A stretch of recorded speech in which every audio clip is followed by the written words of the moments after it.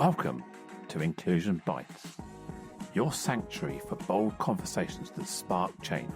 I'm Joanne Lockwood, your guide on this journey of exploration into the heart of inclusion, belonging, and societal transformation. Ever wondered what it truly takes to create a world where everyone not only belongs, but thrives? You're not alone. Join me as we uncover the unseen, challenge the status quo, and share stories that resonate deep within. Ready to dive in? Whether you're sipping your morning coffee or winding down after a long day, let's connect, reflect, and inspire action together. Don't forget, you can be part of the conversation too. Reach out to joe.lockwood@seechangehappen.co.uk to share your insights or to join me on the show.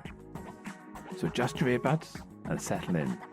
It's time to ignite the spark of inclusion with Inclusion Bites.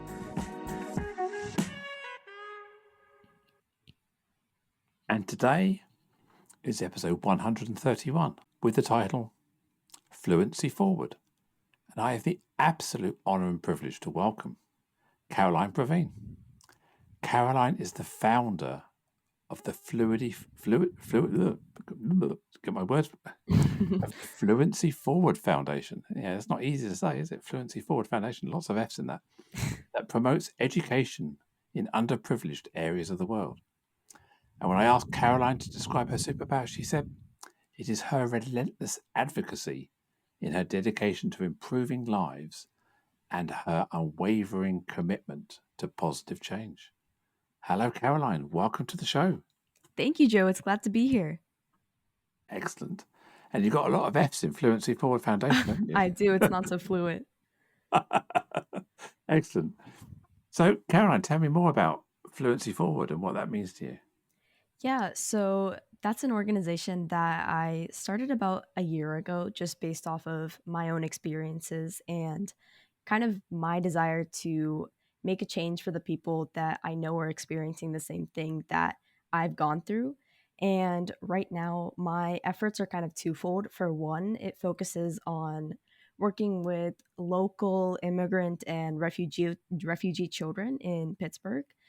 These children are from like Afghanistan, Syria, the Congo, Venezuela. There's so many countries.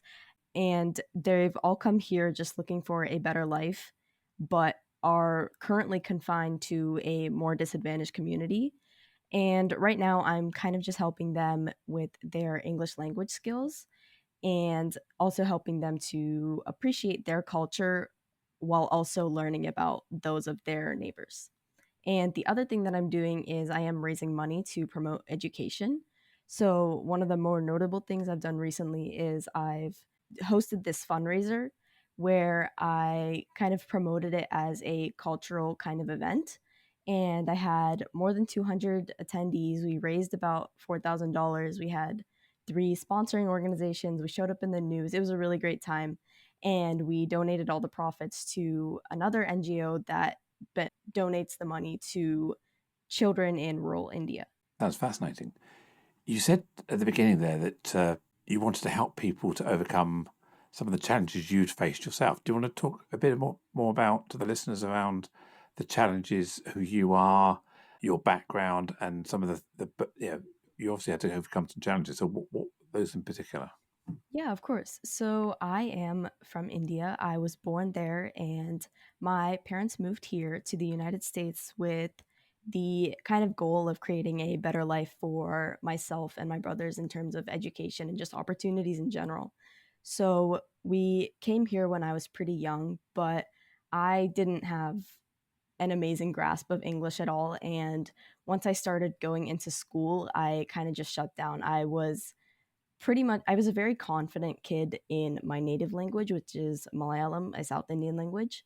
But once I kind of transitioned to English, I just kind of lost all aspects of my personality and wouldn't ask anyone for help, wouldn't reach out to anyone. And that really affected me, not just academically, but socially and internally. So as a kid that can't connect with the classmate sitting right next to her, I really just struggled to kind of like myself and be happy with myself.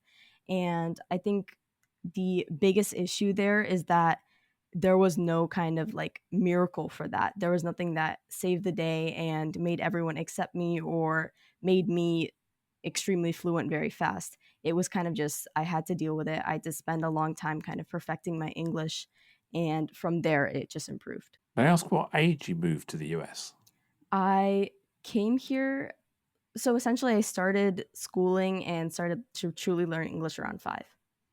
Around 5. Okay, because your accent sounds typically American to me. Right. You obviously acquired English at a very young age, Hmm. so you're extremely fluent. I guess that comes from living in the country for a long time now. Exactly. So Yeah. you've grown up with it. What were the biggest challenges you found? I mean, you talked about your lack of self confidence because you're obviously nervous about pronunciation. You have to double translate in your head. Hmm. Your whole mind is you can't dedicate your mind to your personality. You have to dedicate your mind to the translation. So how did that manifest itself? You said you lost confidence. How did you find a way to regain that over that? Yeah, so I mainly lost confidence in a lot of school and just extracurricular settings. I wasn't able to connect with anyone around me. And the way I kind of regained that is really just with time, which is the really unfortunate thing. And that's kind of the reason that I'm doing everything that I can today, because I myself, I did have to endure it for several years and until I got this accent that we're talking about right now. And from there, it was kind of a switch, really. It just switched, and no one was weird to me. No one was kind of disaccepting of me, and it just became a lot better. You kind of went from an outsider with a broken English, non-native, if you like, accent to being an insider where you're fluent and your American twang, if you like, is the same as everybody else's. Exactly. And that's why kind of on this inside now, I'm really hoping to kind of break that barrier and bring more of those outsiders in without all of those struggles. You mentioned you're working with people from across the globe who are migrating to the US, from Afghan to places in Africa. What are the biggest challenges they face? Are they fleeing? Are they fleeing war zones and discrimination, effectively, or are they voluntarily migrating for better lives? So the majority of the children that I work with are fleeing some kind of war. So a lot of them are from Afghanistan, Syria, and Congo, which are kind of war driven countries right now. So first of all, you have to deal with kind of their traumatic experiences. A lot of them are very young, so it's not debilitating yet, but you have to first address that. And then you also have to address their developing English as well as kind of teaching them to be able to accept other people from other countries. Yeah, because we assume that all people who migrate or who are minorities are going to necessarily be friends with all the other people who migrate. Exactly. But they're just a stranger to each other as anybody else. So they will have their own biases and Hmm. hang-ups. Do they come with their families, or many of these come alone? They the most of them that I know do get to come with their families, but they're coming from a very underprivileged background despite having maybe some sort of wealth in their native country. They come here with little to no success, and they're living in more of these desolate places around Pennsylvania. And I would assume, therefore, that the family itself are probably not great English speakers. The parents may not have a high competency in English. So the people you're working with effectively become the family translators, I guess, and the family breadwinners in some cases. Yeah, actually, I remember one of the girls that we kind of talk to every once in a while. She was telling us about how she can't come to our session today because she needs to go to her little sister's doctor appointment. So I was asking her why she would need to go to her sister's doctor appointment, and because I wanted her to stay, of course, but she kind of explained that if she wasn't there, even though her English is broken, it is the least broken in her family. And in order for them to have any kind of successful appointment or schedule anything, she needed to be there. Yeah, so that's another burden on a young person when they're trying to develop themselves through their childhood, enjoy, have fun, grow and learn, they have this pressure and burden of supporting the family from a translation point of view. And if you're in a big family, that could be a lot of people you're responsible Hmm. for. Yeah, exactly. So yeah, I suppose the other side to culture, it's the modern world is not just spoken language. There's also we're very much email, text, WhatsApp, Snapchat, social media, online, IT. You've got to be quite tech savvy. I assume that many of the people that come these days maybe don't have advanced technology in the same way that you have every day in your life now. So you've got to overcome the spoken language, but also understand the nuances of online communication as well, haven't you? Yeah, I think digital literacy is a really big problem that they have to face on top of everything that they're already enduring. As we as a really like nation and country and around the world, as we all kind of become more into digital literacy, and especially I think with the influx of COVID, I think we've all really kind of turned to our devices and really focus on internet communication. But if you're talking to these refugees who have just left a traumatic environment and are trying to even stay on their feet, digital literacy is not their biggest concern, which makes sense, of course, but it's definitely a disadvantage to them because there are so many opportunities online that they'll just never know about. Yeah, yeah, it's interesting. I suppose also combined with that, you've got. I'm going to say I use the word poverty. I don't mean to say people have no money. I'm just trying to say that they may not have money to invest Hmm. in internet connectivity and tech, and Exactly. they become in a modern world it can become very isolated if you're not in an online. You can't order food, you can't go to the cinema. All these things are booking online. You need money. Most of it is online cash now or electronic cash. So there's a whole load of literacy you need to develop beyond just the spoken language. And tech can help you, can't it? You've got with AI, we're talking about ChatGPT before we went live. You can take photographs now and translate menus on Google Translate will Yeah. take a photograph and live translate. You can live transcribe television or someone speaking to you. So there's a lot more technology now to help people overcome the short term barrier, but they probably don't really help if you're trying to learn the language because they almost give you a shortcut rather than force you to have to learn the language. Yeah, absolutely. I think in a way it can be good that we have these people kind of like originally or like inherently learning the language, but I also think like you said, it's a very isolating feeling to not be able to connect with, for example, a Facebook community of people from your same region natively. And I just think the isolation both geographically from everyone they've ever known and their isolation digitally, it just piles on. How hard is it to stay culturally attached? You talked there about the distance between your family, who are probably extended family still in India. Mhm. You want to keep in touch with grandparents or cousins and other people who are maybe not digitally connected, and it must be really, really hard to keep in touch and share your stories both ways. Yeah, it is. And I think it really does affect the kind of relationships, which is horrible when you think about it. These are like my grandparents that I don't get to talk to as often. So when we try to talk to them, first of all, we have to use a different kind of phone service that will go overseas. Second of all, the connection is horrible. We're yelling into the phone, getting frustrated, just trying to explain little things that are going on in our lives, and the infrequency of it kind of makes it hard to speak freely because if I'm talking about what happened in my day, I have to preface it with, oh, this is this activity that I'm doing. And I think just the fact that I don't get to see them and all these children don't get to see them is just horrible for the relationships in general.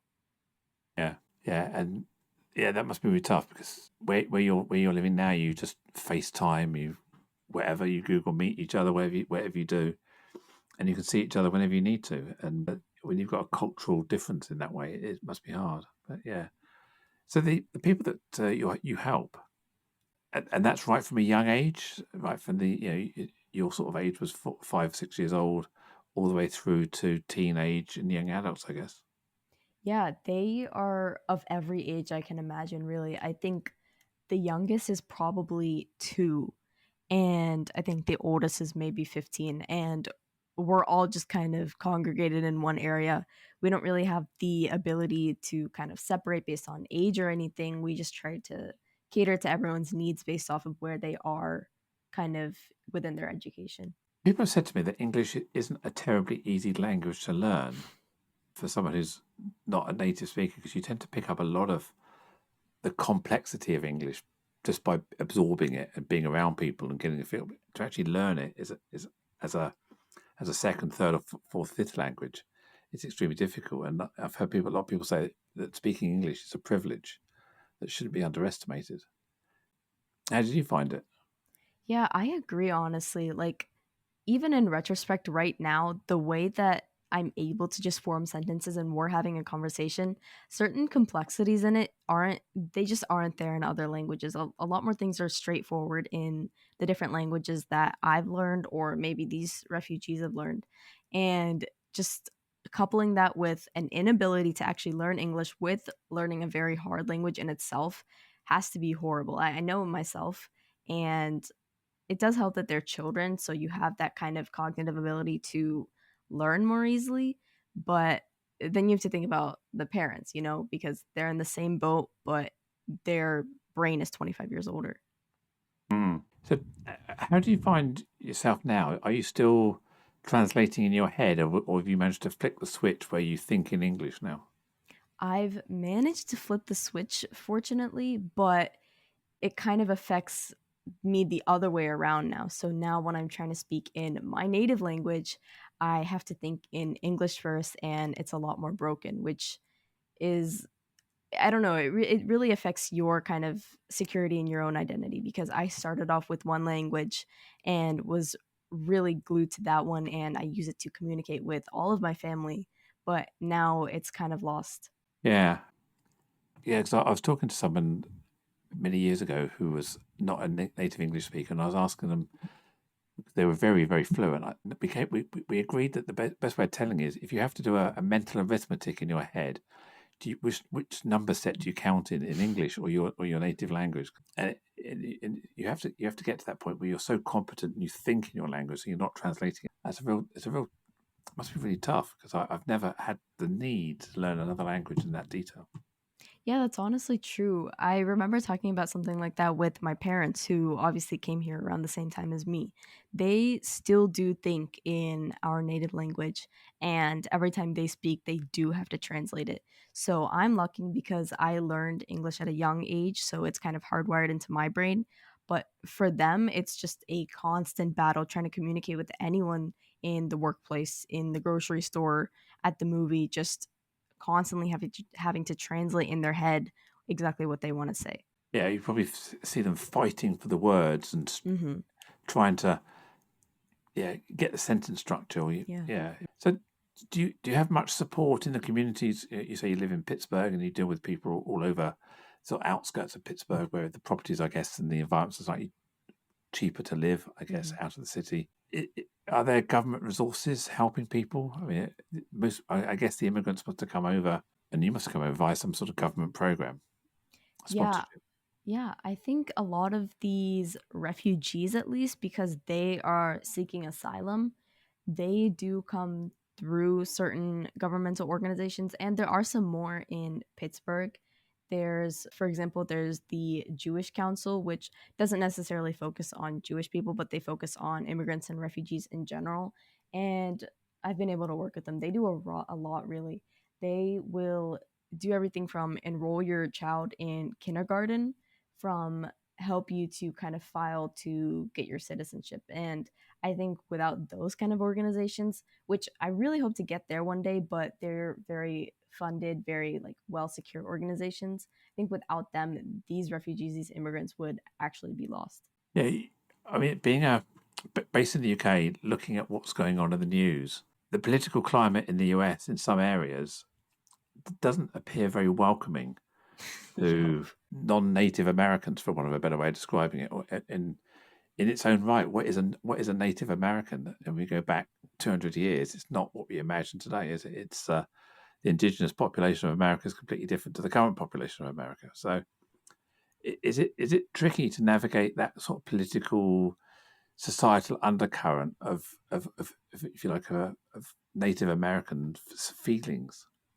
Yeah, honestly, it is. I think you make a really good point. We think of what the average American is, and it's not even the original American people. It's not the people from this continent, which says a lot. But I think right now, I at least haven't experienced too many kind of microaggressions or racism in general because one, I don't have any kind of prevailing accent, and two, I think the way Asians are treated is a little bit more durable in some ways. I think it's definitely damaging, but I also think that if I were of a different ethnicity, I think my experience would be a lot more difficult. I'm going to phrase it. This is not very polite way of saying it, but you're a good immigrant. People, you're kind of you're an Exactly. acceptable view of an immigrant because your skin is you're not Black American. You're Hmm. Asian American, which is a completely different sort of privilege, if you like. Yeah, it's kind of the different facets of racism in general. You have this like good, for a lack of a better way to say it, like a good immigrant or someone that is kind of stereotyped for working hard or being in computer science or smelling. Like those are all very damaging to my identity, but they are not life threatening. So I think I am kind of lucky in that way, where you have other people that are accused of so many worse things. Yeah, because you said in the show notes your aspiration is to be a doctor or follow a medical career, and your ethnicity gives you a positive bias because people would expect someone of Indian descent to be a doctor or be in Hmm. that kind of you almost have that positive, yeah, so the positive bias, yeah, help you in that respect, I Yeah, guess, and your, I would say, perfect English with an American accent is also exactly. going to help you.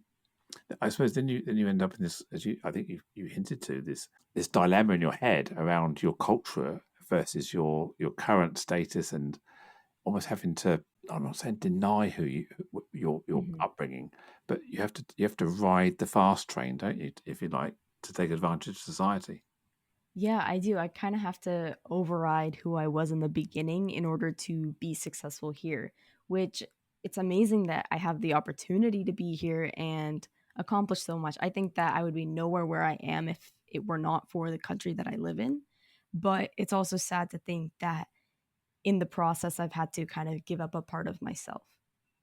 Yeah, it is. It must be really frustrating. How do Because obviously we're talking about you. What's your experience of working with the people you're helping? Do they have similar dilemmas? Are they learning English in the same way you have and developing? Yeah, I think they're honestly in a worse situation than I am. I was able to learn English through kindergarten and so on, but I had at least some kind of prior knowledge while I was in India because they did teach you a little bit. So although I was really struggling, I wasn't clueless. A lot of these students are completely clueless, but more than that, they come from a more disadvantaged background than I do. So, coupled with a worse understanding of English and very limited resources to actually kind of combat that, I just think their experience is even worse. And I feel absolutely horrible. I'll talk with these children and they'll just tell me about different things that have been going on in their lives. Like, for example, there's this one boy that always comes up maybe 15 minutes earlier to help us set up. So he's 6 years old. He'll carry around the tables, he'll set up the chairs, he'll put down the snacks, he'll do everything just to help out, but mainly with the intention of being able to talk to me. And I really appreciate that a lot. And I think it's really important to build that kind of rapport with these different students because they have so many things to talk about. And some of them are not so good. And it's good that they kind of have an outlet to talk to. Yeah, because you see a lot of this on the news, and I don't pretend to have an understanding around the everyday true lives and what's going on, just the news versions. But somewhere like Afghanistan, Taliban, how it's unsafe to be a young woman or even a woman of any age, and also a young child, a young adult in a country that is so dominated by a religion that Hmm. prevents anybody but men really having any Yeah. success or privilege in life. It must be really tough to live in that environment. Yeah, and it has to be worse, really, kind of moving here and seeing that switch. I mean, it's freeing in a way, but like for example, the Afghan children that I'm dealing with, the women, for example, they don't even believe themselves that they have the right to the education that I provide or the conversations that we have as a group. Yeah, it reminds me in some respect around the book Handmaid's Tale or the film The Handmaid's Tale. Because Hmm. you get so indoctrinated around the parameters of your life, you could become socialized into this very narrow view of who you can be. And then coming to America, where basically, the American dream is you can be who you want to be, provided you fit the right Exactly. box. Yeah, it's far more empowering than it is maybe coming from somebody's country. Yeah, and I When think you, it's kind of debilitating in a way to start from this horrible place of origin and come here. You have all these opportunities, but you don't even believe in yourself, really, that you deserve them or that you have the capacity to achieve anything. but within the communities you're helping, is there visible role models? Are you able to show people succeeding in the environment? Because yeah, I don't know Pittsburgh specifically or the environment. I'm guessing it's a majority. Is it a white or a black kind of area? Is it? It is, I would say it's a majority white area, but I would say that the kind of like dispersion of minorities is not lacking in any way. So it is nice to see certain kind of role models within just the sessions that we hold. So for example, there's this one girl who is a little bit older than most of them from, I think she's from the Congo or she's from Ghana. I couldn't tell you, but she has learned a lot. She's very smart naturally. So she's learned a lot from what we've talked about, and because she's gone through so much herself and she has that kind of sympathy, she does go out of her way to help everyone else that's kind of struggling. So, in a way, I see myself in her. Yeah, because we talk. I talk to a lot of people around limiting beliefs and imposter syndrome, and this must have nothing compared with the limiting beliefs and imposter syndrome you and other people you're working with have faced. It's hard to. I mean, I know how hard it is to overcome my own imposter syndrome about a number of things. It must be really hard to find that belief because you have to kind of trust yourself, believe in yourself before anyone else will believe in you. Because Hmm. it's really tough, and if you've got no anchor point of success, or you can't even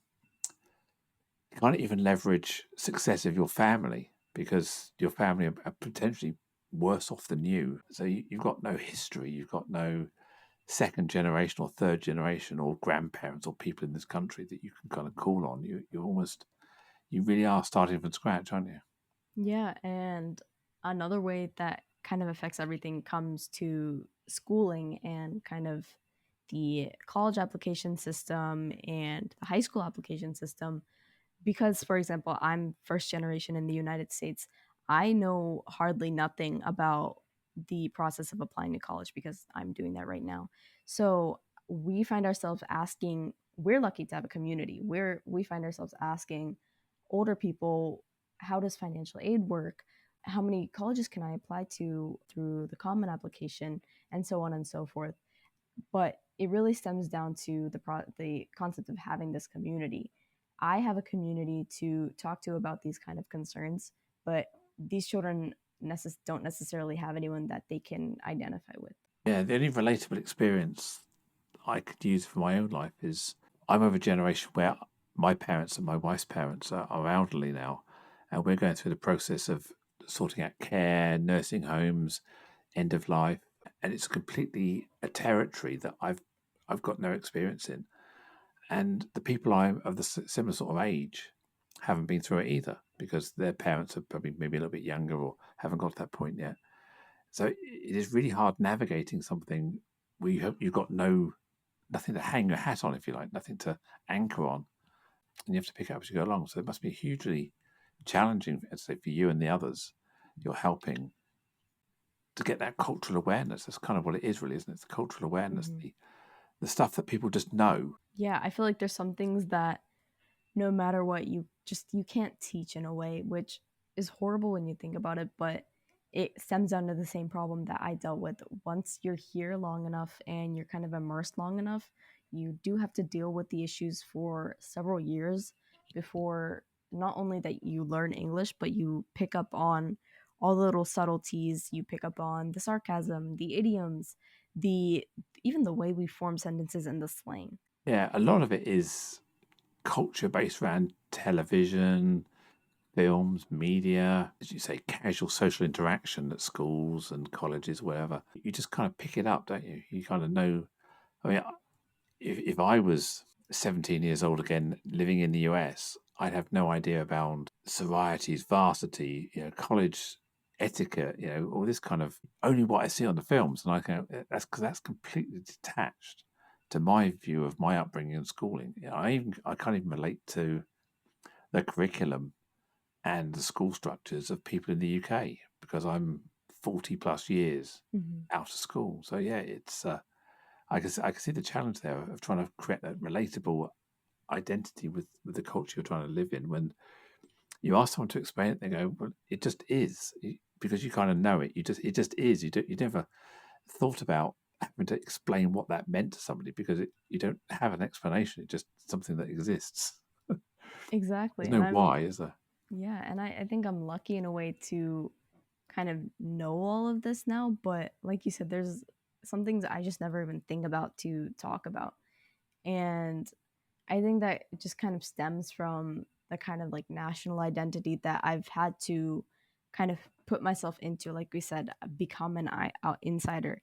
As an outsider, it's hard to see anything about that national identity and pick up on the little cues like the etiquette, for example. So we live in a global economy now. We travel, we communicate online. The world has kind of shrunk a lot in the last 10, 15 years. COVID probably helped it shrink even further. We can now communicate by default with anybody anywhere in the world that has the right technology. But there's a feeling the world effectively is becoming more divided. We're becoming more parochial, more kind of protectionist, more isolated in our cultures, and more fearful of, of outsiders. So how can we think about becoming more connected in this global world, and relating to different people's experiences better? Yeah, I think you're absolutely right. I think the more that we become connected as a world in general, it's just more and more opportunities for this kind of conflict. The closer you put people of different mindset and different background and of varying levels of stubbornness, the more you see this conflict and everything kind of blow up. I think the way to kind of combat that really has to be to target everyone's underlying mindset. The only reason that you see certain policies or certain acts of discrimination from organizations or even governments in general always stems down to someone's mindset or several people's mindset, which is a very hard thing to change. I think it's very difficult to tell someone, hey, what you're thinking is wrong, it's discriminatory, and it needs to change. It's kind of accusing in a way. And I think, especially in America, to be told that what you are thinking is wrong is a very hard battle. And just once there's a way to kind of symbiotically repair that kind of mindset within a lot of people, you can start to see some kind of change. Yeah, I often say that you can't confront privilege head on, and because what happens, people with privilege will just recoil, they'll get defensive, they'll shut down, dismissive, or start using whataboutery and just Hmm. denying people's experience. So it's exhausting sometimes to have to do the constant education, the constant reminders, the subtle remembering to be quietish and not too loud, because if you're too loud, people react badly, and it's a real struggle trying to get your voice heard and to get change out of it, isn't it? Yeah, absolutely. So you want to be I think you said in the show notes you want to be a doctor. So what sort of medicine do you want to study? I honestly don't know what kind of medicine I want to study. I think once I go to medical school, experience the pain of medical school first of all, but also go through the rotations and kind of just get a better understanding of what I'm dealing with, I would have a better understanding of what kind of field of medicine I'd want to go into. I just know in general that I do want to go into medicine because I always have, but recently also as I've begun this work to combat the health disparities that I've been seeing. That's interesting. Yeah, health disparities. Yeah, because again, privilege does lead to disparities in medication, education, and sanitisation in the communities you live in. We saw it in COVID as well. So, what sort of health inequities have you come across so far? Yeah, I think the biggest thing that I've seen firsthand with the people that I'm working with has to be the lack of quality care for people from a different socioeconomic background. For example, one of the boys that comes to our sessions, he is actually the same student that will help us come set up in the morning. He one day he came up to me and we were just talking as normal. I handed him a table, I think, to set up because he's kind of accustomed to that. But he kind of just looked up at me and kind of shook his head no in a way that kind of contradicted his general demeanor. He's a very lighthearted kind of character I've seen. And I knew something was wrong. I just didn't know that I'd see a ginormous abscess on his arm and another one on his teeth, and it just comes from the lack of access to healthcare in general, the lack of access to hygiene.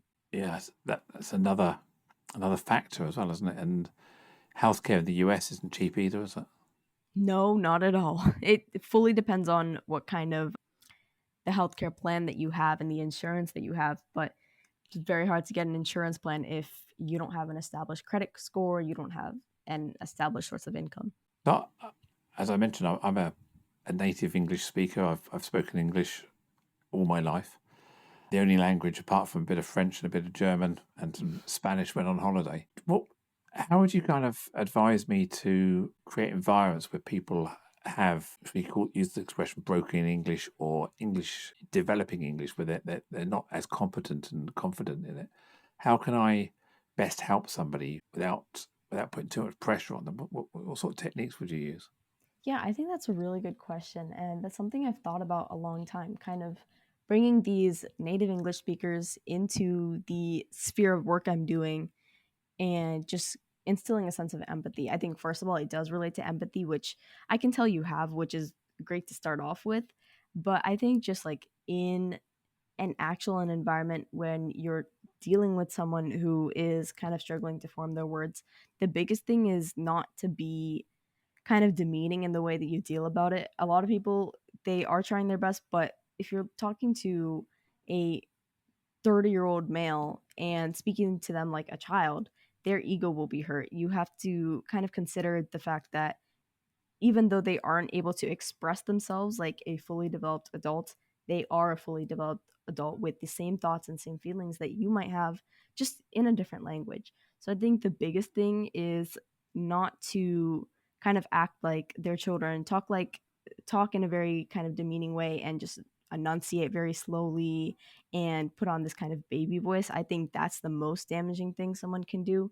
I think it's more important to just take your time, let them have their time, not really show any kind of judgment, but also not try to be so over inclusive that it just becomes kind of humiliating. There's a huge difference between how people can express and talk than how they listen and understand, isn't there? There's a huge gap there. So what you're saying there is if I try and overcompensate to help them, it's patronizing, it's Mhm. unhelpful because they're used to listening to people speaking English on television, in shops, and around. The fact they haven't mastered the skill themselves to speak it doesn't mean to say they can't understand. Is that what you're saying? Yeah, exactly. And it also goes back to kind of their field of expertise if they do have a job. So I've talked to a couple people that are in the field of science as immigrants and refugees. They have such an amazing understanding of what they're doing, and they can communicate that really well in English, better than you and I could probably. But once they start to talk about something that doesn't relate to work jargon or just like in general, you really see that switch in the capacity of their English.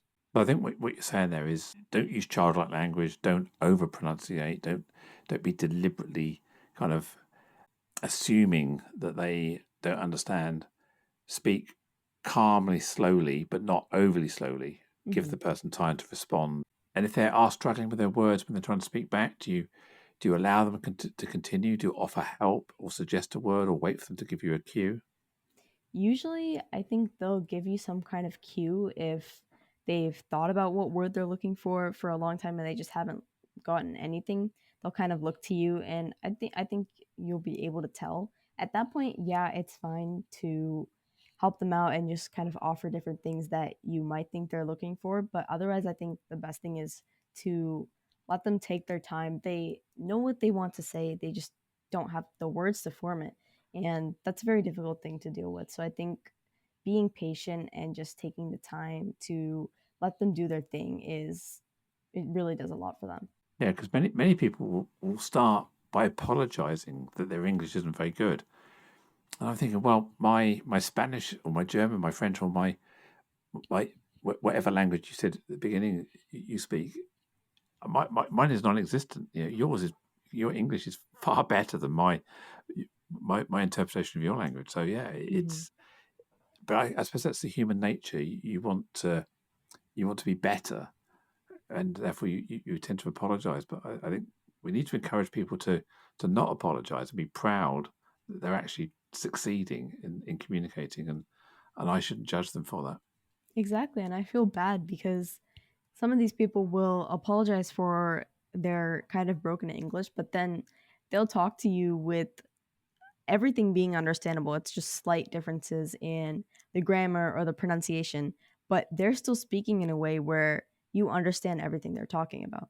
Yeah, I think we can be quite bad at active listening, can't we, as a human species? Yeah. So I think it's also incumbent upon me as the listener to actually give that person attention, give them eye contact, smile, encourage them, show understanding, and say, "Actually, I missed that. Did you mean this?" So you can Mhm. always repeat. And they go, "Yeah, that's exactly what I said." And yeah, I think it's good communication as well. But we get quite lazy Yeah. assuming people understand each other. It's like, oh, just too difficult for me. Again, privilege. We're just pushing it back, aren't we? And putting the Yeah, burden. absolutely. It must be quite inspiring for you to see people who are coming together in the community you help from different backgrounds, different native languages, all speaking, communicating in English and growing in the culture in Pittsburgh in America and starting to become part of the new America, if you like, and growing into that. It must be really, really inspiring for you. Yeah, it makes me feel like I've actually accomplished something and I'm actually making a difference in essentially the lives of the children that I was just maybe 10 years ago. So I think that I'm really grateful when I see these kind of children developing, that I've leveraged my own experiences and my own struggles to take the burden off of someone else. And it's, as you're saying, it's not just the children; it's their entire families and Right. the next generation. So you are building a new life for these people through or enabling their new life through what you're doing for them. Yeah. And a lot of these people have been almost eternally grateful to me and the people that I work with that have helped them. Like the parents, for example, I am a teenage girl, but they are so indebted to me and the work that I've done for them. They regard me as someone that they can go to for advice and for consolation. And I'm really happy to be that outlet or that source of comfort for someone that's not even my own age. Yeah. Where's the world going, do you think? Are we going to become more united or are we going to end up in more division for a while? Honestly, I want to say that will become more united, but I think the way things are looking right now, at least, it's not looking very promising. I think the more that nations get into contact with each other, or the more that globalization becomes more prevalent and you see this influx of immigration, it's always been a kind of negative reaction. But I think that with time and just getting used to it, at least, I think that it can become a more inclusive environment. It's just right now, with, for example, all of the different racial protests that have been going on in the United States for the past couple of years during COVID, and I think a little bit after that. I think the United States and a lot of other countries that accept a lot of refugees or people seeking asylum are in a really tense kind of state, because they have to consider themselves as a nation, but also consider these people that are just looking to better themselves. So is it similar of an environment in the UK, would you think? I'm probably not best placed to be an authority on that, but yeah, I guess what happens is you end up with something happens, and then there's acceptance, acceptance, acceptance, and then you get to a point where the incumbent people push back, saying the minority is getting too much time now, they're getting too much attention, getting too much investment. What about me? Then everything gets pulled back a bit, and then you have to grow back again. So it's almost like a step. You go forward a bit, back a little bit, forward a bit, back a little bit, and I think, and that's frustrating. You don't want to wait 20 years, 30 years, 40 years. I mean, as a woman, I don't want to wait 70 years for equity in the workplace, or equity in the world. As a minority, you want a voice now, and I think whatever we do will never be quick enough for people who are marginalised or voiceless or unheard, and it will always be too quick for people who have the privilege or don't embrace change. And I think it's trying to find the right speed where we alleviate frustration and we also prevent people becoming threatened and feeling challenged. But I'd like to think, I'm assuming your generation, Gen Z, you're that young. We're seeing an emerging generation now where inclusion is more default. I don't want to generalize. I appreciate not everybody has that view, but whether it's your sexuality, your gender, your ethnicity, your beliefs, whatever they may be, people, in my opinion, seem, as a Gen Z, more open to that kind of natural state. So maybe we need your children to be the first generation of people who grow up in a world where change has already occurred. You're still in an environment where you're wanting change to occur. Hopefully, your generation can create that change that the next generation, the Gen Alphas and the Gen Betas, will face when they come through. Yeah, I agree. I think the environment that a lot of people in Gen Z have been raised in has been more inclusive inherently, and that's been amazing, really. I think that's absolutely true. The way that people in Gen Z kind of view, for example, mental health, they actually view that as a valid concern. They prioritize that in a lot of instances, whereas someone that's older and maybe more closed minded might not actually think of that, because that wasn't really a prevailing issue or a topic of conversation when they were growing up. So I would fully agree. I think as we grow as a generation, and then the generation after us also grows in this more inclusive environment, there will definitely be more room for inclusivity. Yeah, let's hope and well, pray that. I often say that I don't know if you've ever seen the video. It's by Accenture and it's called "Inclusion Starts with I." If not, check it on YouTube. And one of the messages that comes out of that for me is that inclusion starts with me, with I, and you may not be able to change the world on your own. You may not be able to influence everybody. But as it says, you can be the one. You can take responsibility for changing who you are, for how you show up, how you communicate, how you're inclusive, the empathy you show for others. And hopefully you become an influence on those around you.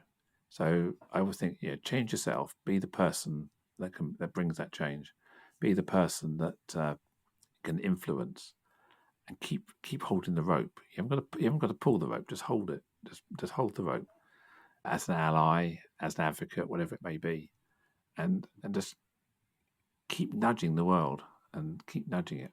I think if we all did that slowly, then that would spread like COVID. It would infect everybody. And that's what we want. We want this modern thinking to be of a world to be a better place, and it's not all capitalism and exclusion. It's trying to find that happy harmony, isn't it?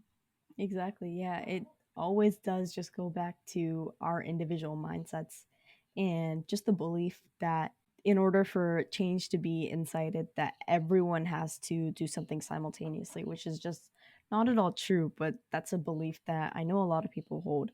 You're absolutely right. As long as you are doing something to impact the way that you're acting and just influence your mindset, your kind of discriminatory kind of like background or any kind of beliefs that you might have personally, you are making a substantial difference in the environment for these people that are looking for some kind of inclusion. The planet's a big deal at the moment, isn't it, as well? It's not just the Hmm. people, it's the planet. Oh, yeah. Yeah, the world, the climate, sustainability. And again, you look at what's going on in some of the developed countries. Well, that's a horrible word, developed countries. What does that mean? The polluting countries or the countries, the industrial nations Yeah. that are polluting. And we're seeing India, China, Russia, Soviet, even the US now Hmm. ignoring climate change targets. We're seeing world temperatures rise. We're seeing a pushback on belief that the climate's an issue. And I'm very mindful that I'm talking to you as a young person. This is your planet, and it must be extremely frustrating to see what my generation before have done to it. And we're not leaving it in the best place, are we?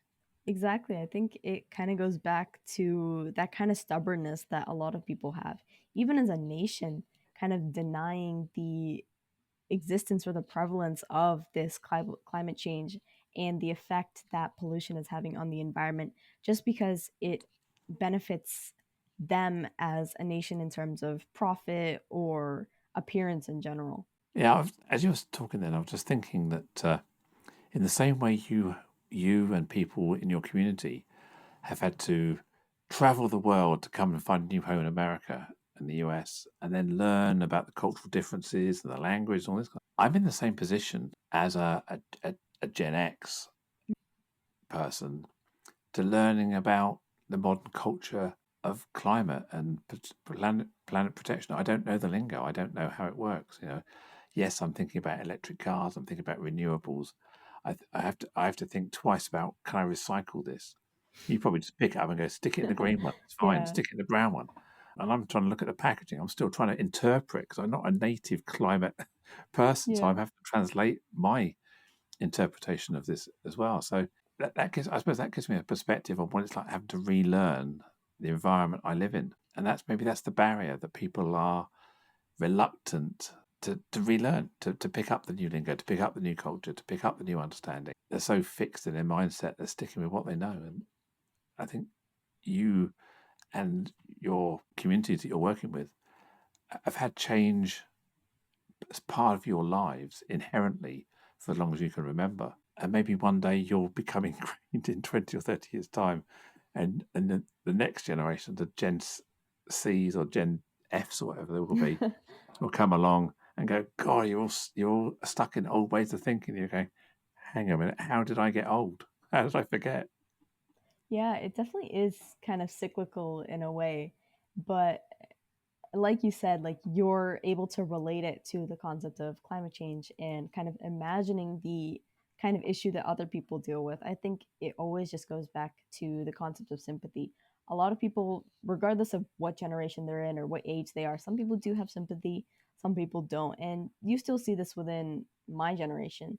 So I think as long as the almost like the ratio of the amount of people that are willing to understand what's going on in the world, how the world is changing, and not just stick to their mindset and their point of view, I think that we're on a good track. I like that. It's the ratio. So Yeah. taking my be the one saying, it's about tipping the ratio, isn't it? It's about Yeah, keep nudging it, and eventually the scales will tip. That's what we're looking for here, isn't it? Keep exactly. nudging One it. by one. Focus on the ratio, Yeah. one at a time. Yeah, no, I like that. It's really good.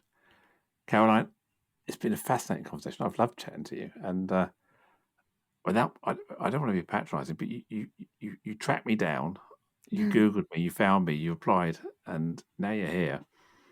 I think it's amazing. As a young person, you've got such a great command of English with your accent. You've obviously achieved a lot. You're doing a lot in your communities. And I've got so much hope for you and desires for you to succeed in whatever you choose to do, whether it's in medicine or carrying on in what you're doing now.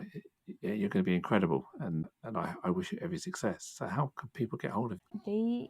The biggest thing that they can do is visit my website, the fluencyforwardfoundation.org, where I have a lot of opportunities for online volunteering or actually in-person sessions that I conduct with these immigrants and refugees. And the other thing that anyone can do really is reach out on LinkedIn. My LinkedIn is just my name, Caroline Praveen. And I've received a lot of kind of business inquiries that way. And just being able to have that kind of conversation one-on-one with anyone about the kind of work that I'm doing and the kind of work that they want to be involved in has been life-changing for a lot of people that I've talked to.